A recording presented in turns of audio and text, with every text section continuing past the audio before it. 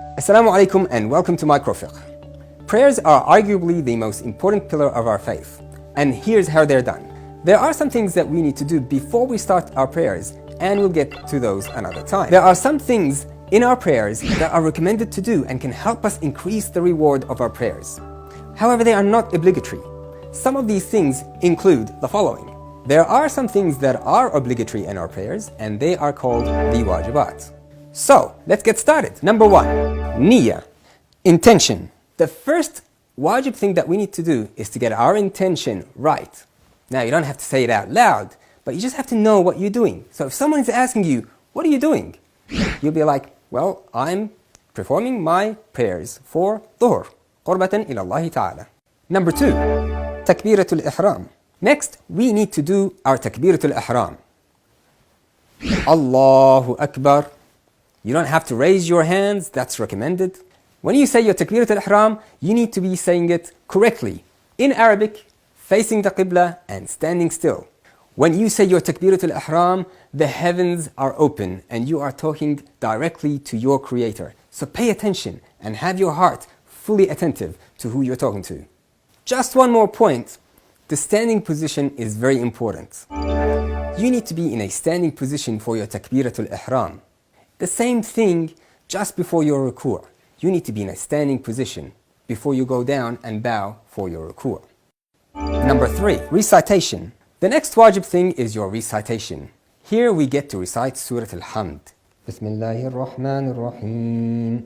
Alhamdulillahi Rabbil Alamin. After Surah Al-Hamd, we get to recite another surah. It could be a short one or a long one, it's up to you. For the brothers, when it comes to the prayers of Fajr, Maghrib and Isha, your Surah Al-Fatiha and the next surah need to be recited in a nice, loud voice. Not shouted, just like this. قُلْ هُوَ اللَّهُ أَحَدٌ. But when it comes to Dhuhr and the Asr, you should be saying it in a whispering voice. Except for the Basmalas, you should say that out loud. So it looks like this. Bismillahir Rahmanir Rahim. Alhamdulillahi Rabbil Alameen. Now for the sisters, all of the prayers can be prayed in a whispered voice. It is super important to make sure that you're reciting your Arabic correctly. So make sure that you get everything checked out by a pro. Number 4, ruku'. Next on our list of wajibat is the ruku', or bowing down. Once you get to the ruku' position and you're still, you can get to say one of two things. Either Subhanallah 3 times, or Subhana Rabbiyal Azimi wa bihamdih. It's important to note that just before you go into ruku', into the bowing position, you need to be in a standing position and still. And when you finish your dhikr or remembrance in the bowing position or your ruku', you need to get up in a standing position again before you go into the next stage. And say, Sami' Allahu liman hamidah. Number 5, sajda. Next, you would go down to your sujood, a prostration to Allah subhanahu wa ta'ala. In the sajda, you must have 7 parts of your body on the ground. And in the sajda, you would say this, Subhana Rabbiyal A'la wa bihamdih. Or you would say Subhanallah 3 times. You would then get up and say Astaghfirullah Rabbi wa atubu ilayh and go back into the sajda one more time. Once you've finished your second sajda, you are now going to get up in a standing position. Congratulations, you're now in your second rak'ah. So now you would recite Al-Fatiha and another surah. But there is something really recommended and highly mustahab in this second rak'ah, and it is your qunut, your supplication to Allah subhanahu wa ta'ala. In this qunut or supplication, it is an opportunity for you to ask Allah subhanahu wa ta'ala whatever it is that you desire. You would then go into your ruku' and your 2 sujood and sit down for what is now your next wajib. Number 6, at-tashahhud. And this is where you say, Ashhadu an la ilaha illallah wahdahu la sharika lah, wa ashhadu anna Muhammadan abduhu wa rasuluh. Allahumma salli ala Muhammadin wa ali Muhammad.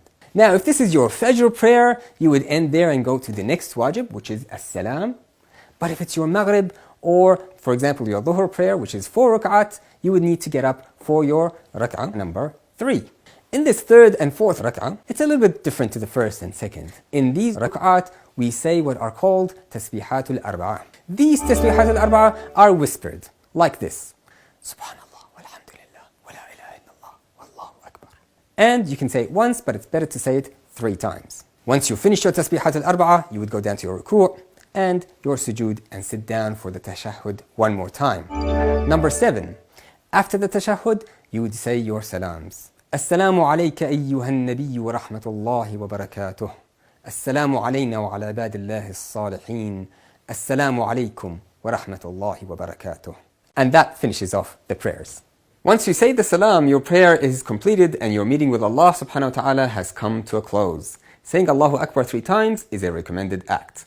Now bear in mind, another wajib thing in your prayers is that you need to perform your prayers in sequence and close succession.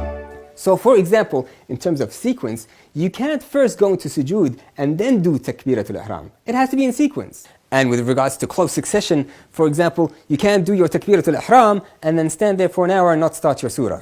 So let's recap. There are 11 things that you must do during a prayer. Number 1, intention. Number 2, takbiratul ihram. Allahu Akbar. Number 3, be in a standing position. Number 4, recitation. Bismillahir Rahmanir Rahim. Number 5, ruku'. Number 6, sajda.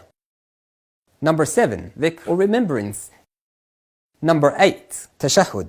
Ashhadu an la ilaha illallah wahdahu la sharika lah. Number 9, sequence.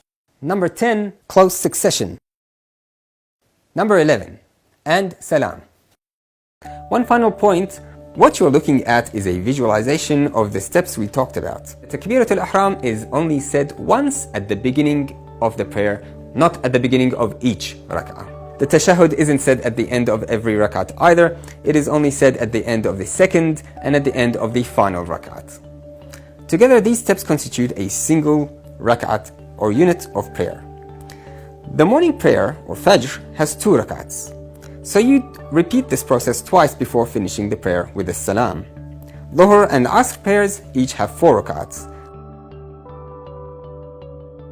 Maghrib has 3 rak'ats. And Isha has 4.